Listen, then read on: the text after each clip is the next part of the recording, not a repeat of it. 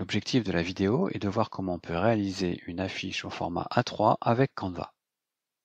Donc première chose, j'ai préparé un certain nombre de documents pour vous aider à concevoir l'affiche. Vous avez le modèle de l'affiche.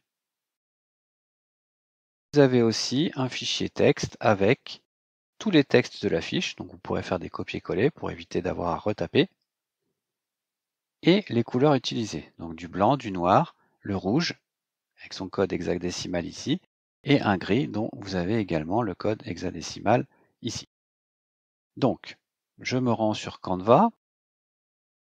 Première chose à faire, vérifiez que vous êtes dans la bonne équipe. Ici, je vais donc aller sur l'icône de mon profil et je vais changer d'équipe. Je vais passer sur l'équipe de Anthony Taubin. Donc là, le bandeau est devenu rouge. Ensuite, je vais demander des dimensions personnalisées.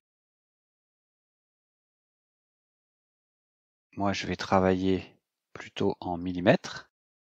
Et une page A3, ça fait 42 sur 29,7 x 2. Donc ça fait 59,4. Alors j'utilise le point du pavé numérique dans Canva. Je n'utilise pas la virgule qui est à côté de la touche N. Et je vais faire créer un design. Ensuite, je vais donner un nom à ce fichier. Je vais l'appeler TP Canva affiche. Ensuite,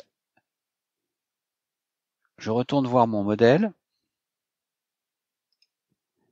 Ici, j'ai différentes zones que je vais pouvoir reproduire avec des rectangles de couleur et une zone grise ici que je vais pouvoir reproduire en mettant un arrière-plan à ma page. Donc il suffit de sélectionner la page, je clique sur couleur d'arrière-plan et je vais soit choisir un gris ici, soit aller sur le petit plus pour saisir la couleur hexadécimale de mon gris. Donc moi c'est 32 3B 38.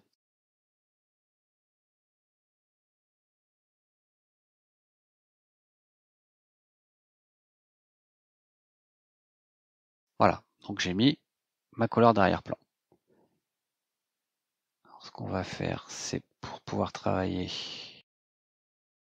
on va profiter du multi-fenêtrage.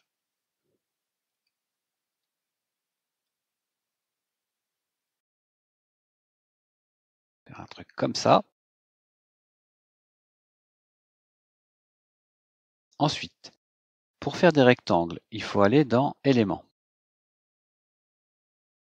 Et ensuite, je vais demander ici un rectangle noir. La couleur qui m'annonce, c'est pas la bonne. Du coup, je clique ici. Ensuite, ce rectangle, on va le positionner. Donc, il est assez grand. Je vais l'agrandir un petit peu.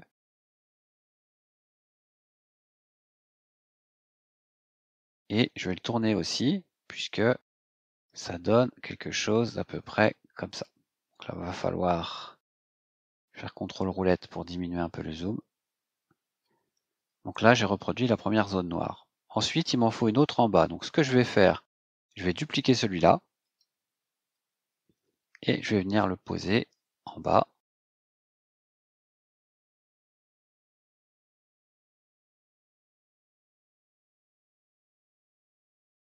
Alors c'est pas au millimètre près, bien sûr. Donner un truc comme ça.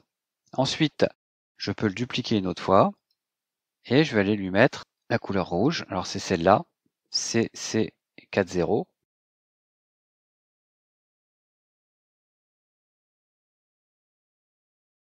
Et je vais le positionner ensuite. Rectangle noir, il doit être quelque part comme ça. Il est parallèle à celui d'en haut. Et il vient à peu près ici. Bon après, je peux réduire la taille de ces rectangles pour éviter qu'ils m'embêtent dans la suite.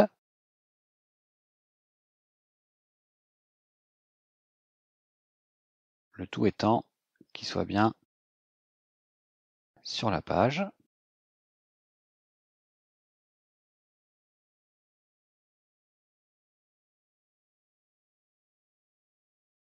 une fois que ça c'est fait, je vais envoyer sur Canva les images dont j'ai besoin. Donc, je vais aller dans la partie importer. Ensuite, j'ouvre le dossier avec mes images et je vais déposer tout ce que j'ai besoin. Pour ça, je vais les sélectionner avec la touche CTRL enfoncée.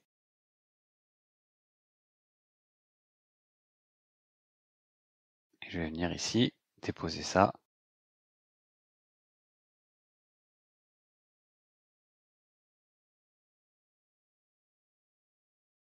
Ensuite, déjà, je peux positionner le logo. Donc, il suffit de cliquer sur l'image pour la voir apparaître dans Canva.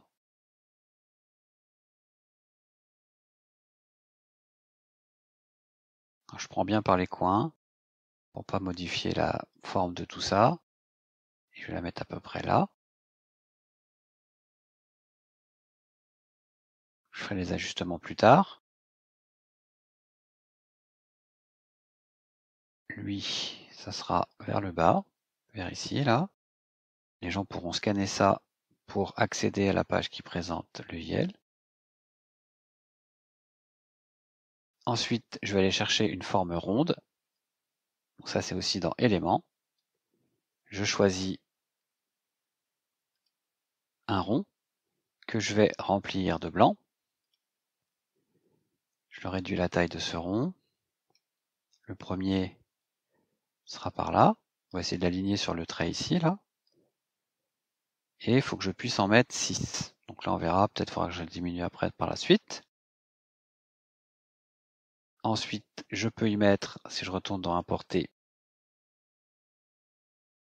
alors là, c'est là qu'on va falloir jouer CTRL roulette pour se rapprocher.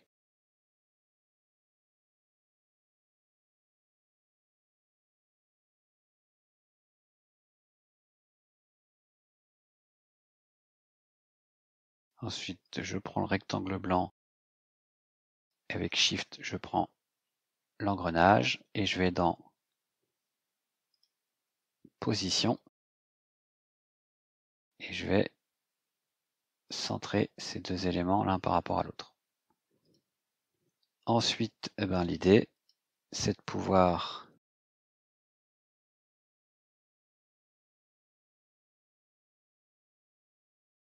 dupliquer, donc avec CTRL D, le rond pour pouvoir le positionner à côté, et il m'en faut 6.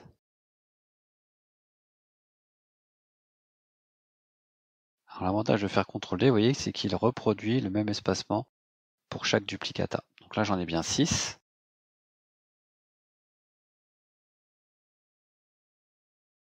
Avec la touche flèche, je vais pouvoir mettre ça à peu près au centre de mon affiche.